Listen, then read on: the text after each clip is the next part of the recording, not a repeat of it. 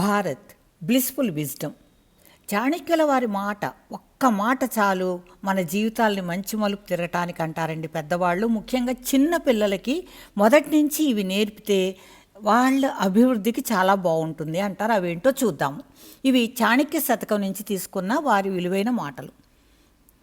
విద్యతో సమానమైన బంధువులు లేరు, అనారోగ్యాన్ని పోలిన శత్రువు లేడు, సంతానంతో సమమైన స్నేహితులు లేరు, దైవమును పోలిన బలము లేదు.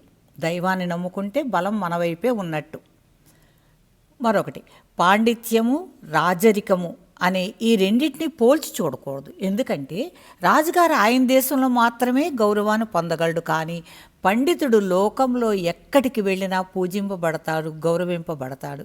దీని అర్థం మనం ఎప్పుడూ ఒక పవర్ ఉంటే చాలు, నాకు అధికారం ఉంటే చాలు అనుకుంటారు. అధికారం పోతే వాళ్ళు ఏమీ ఉపయోగం లేదు అని అర్థం. చదువుకున్న వాళ్ళు ఎక్కడికి వెళ్ళినా గౌరవింపబడతారని మన పిల్లలకి చెప్పాలి. క్షణక్షణం విద్యను నేర్చుకుంటూ విద్యను పొందాలి. కణకణములో ధనాన్ని సంపాదించాలి.